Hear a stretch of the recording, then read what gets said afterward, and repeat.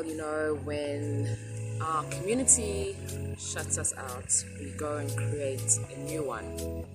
We find a new one.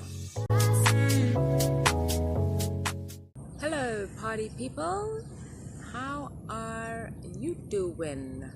I'm sure everyone's exhausted. Well, everyone from where I come from in South Africa, in the Southern Hemisphere, is counting the sleeps and the days until Christmas.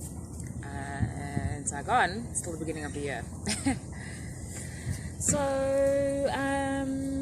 I wanted to chat to you because I suddenly thought over the weekend, wanted to kind of find or give some context to the why I want to create these videos. Because, I'm not the first person to get knocked up. Not the first person to do it in another country. And I'm certainly not going to be the last. So it's less about that. And when I was lying in bed on Sunday morning, I was kind of scrolling through Facebook. I saw a video. It was Ashley Graham. Ashley Graham, the gorgeous plus-size model and fashion designer and entrepreneur, and she has a little episode on the Ellen show. I forget the name now, but she spoke about community and sense of community. The episode was about a woman who is 7 months pregnant, and I think it's starting to drizzle. Strange. Who, not strange at all actually, it's like the tail end of rainy season. This woman is 7 months pregnant, a white American woman who is married to a black American guy. And Ashley Graham asked her, is your family excited about, the baby? And her answer was no. I think her mother shut her off, or her family's cut her off, or something like that. And then Ashley went on about, when our community shuts us out, we go and create a new one. We find a new one. And I thought, that's such a great message actually, because sense of community is so important. It's important to adults, and it's extremely important to kids. I'm sitting in a park. It's actually so quiet. It's so nice. A park in the middle of District 2. Is it a park? It is a park. It's a park. It's this quiet little secret park that I found. And I love to come here and just chill.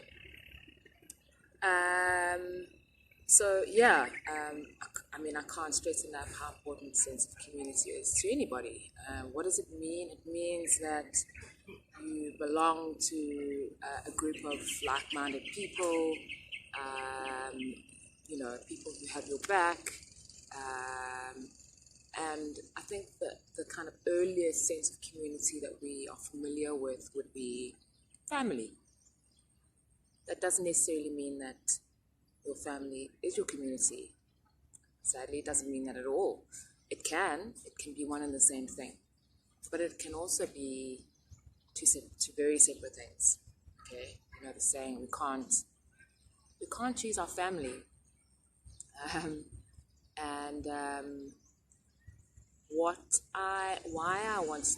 Why this is so important to me is because of this. Let me just give you a bit of context to who I am and my background story. There's a motorbike, there's loads of those scooters. Welcome to Saigon. I come from the beautiful country of South Africa, and in my country I am considered to be a HDI, a historically disadvantaged individual. And that is, what is HDI? HDI is defined as a South African citizen who was discriminated in during the apartheid regime. Okay, apartheid regime ended in '94. And what this essentially means is that people of color, who are the HDIs or PDIs, previously disadvantaged individuals, have to fight or have had to fight tooth and nail for everything that they have or want. So there are still a large majority of PDIs, people of color, who are underprivileged or live below the poverty line, unfortunately. Okay. I did not grow up like that. No. I was adopted, and I was raised in a white home. Black girl in a white home. My adoptive mother is from the Eastern Cape, and who then later married a British man from the UK. So essentially I was raised in a half European home, but all white, right? So while I didn't come from a broken home or an underprivileged home, it came with its own complications, alright? In fact, I have been very lucky. I went to great school. I didn't really want for anything, if I'm honest, for which I'm very grateful, eternally grateful. But you know, especially in your adolescent years, I go back to the word community and sense of community. It's and me being a person of color in a white family, having a lot of complications. Why? Because obviously it stood out, and that was obviously evident to me as an adolescent person. I don't speak an African language. I'm a South African. Most Africans actually speak more than one language, two languages. And I actually speak English fluently and maybe understand some Afrikaans, maybe understand some Zulu. South Africa is a country of 11 official languages, 12 if you include sign language. So I don't speak any of the African languages, which is quite problematic actually. Why? Possibly was not integrated enough into my culture. I should have been forced to. I should know how to speak one of the African languages, and which means that in a group of non-white South Africans who don't speak English, I don't fit into that culture. I wasn't raised in that culture. I don't relate, can't relate. I was raised in white culture. If you put me in a room full of white people, I could probably stand my own, but I'm still different. My skin color is different, my hair is different, my body shape is different. Who do I relate to? I grew up as an only child in the household. It was me and my two parents. So no siblings that looked like me at all. None of that. Okay. So in your adolescent years, you can imagine how difficult that can be. It's difficult enough being a fucking teenager. Now, just to add an extra layer on top of that, just to make it just a little bit more complicated. Why not? So that came with a lot of emotional trauma for me, which I possibly even didn't recognize, or I've only started recognizing more recently in life. Didn't help that I didn't have the best relationship with my adopted mother at all, ever. And more recently, a few years back, that relationship has been cut completely. So that's where I'm at now. So when that relationship was cut, while I kind of felt a sense of freedom, actually, that there was no obligation anymore to family, that I could, I answered to nobody. I didn't have to pick up the phone once or twice a week and phone home, or any of those responsibilities. It was kind of like, oh, okay, well, now it's just it's just me and the world. I can be whomever I want. I can be wherever I want. And while that was freeing, I had to process it. I had to process what had happened, what has happened over the last 35. I'm 35 now. Well, then I was 33 or 32.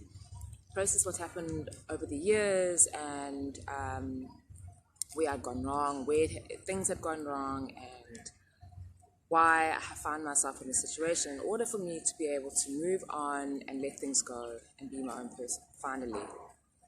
And that's kind of what I've been doing for the last few years.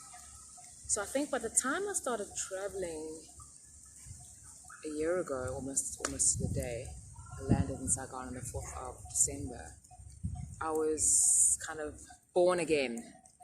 And it meant that I literally packed my bags and bought a ticket. I bought a return ticket, but with no real intention of going back. I have no intention of going. I've got nowhere to be. Not for Christmas, not for Mother's Day, not for Father's Day. Got nowhere to be. So I am building my own community, because that's what happens when one community shuts you out. You search for another one. Now, just on that, when I speak about my immediate family, I'm talking about my immediate family. I'm talking about the people under my roof growing up. I'm not talking about, there are family members that I love dearly, and they know who they are, who I do speak to, who are very supportive and amazing. Part of my adoptive extended family. Again, we did not grow up under the same roof, and that's what I'm talking about specifically now, you know. So now you understand why community has become so important to me. So, and why this brings me to where I am now. The first thing I did when I found out that I was knocked up, I obviously hit the internet like it was nobody's business, okay? Searching, help. And not really knowing, and not, if I had possibly had a community as in a family member that I could phone maybe, or someone that I could confide in, other than a friend, a good friend. I have a great sisterhood, which is amazing. For that I'm so grateful. That I could phone and say, oh, fuck. I think I need to come home, or help, or send money, or fly here, or I don't know, like whatever, like anything. I didn't have that. And I just thought, how sad, number one. And there could be so many other people out there who are in the same boat. And I'm actually getting rained on. So many people out there in the same boat, and I want to be able to create a community where people can phone or get online and speak to other people, or go, oh shit, Zeni, I know exactly what you mean.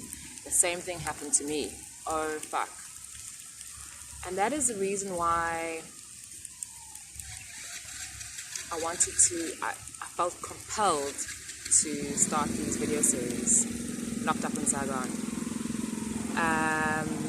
Yeah. So I hope that gives you some more context, clarity, insight into who I am, what I am, where we're going with this. And find your community. You don't have to be your family. Don't feel bad if it's not.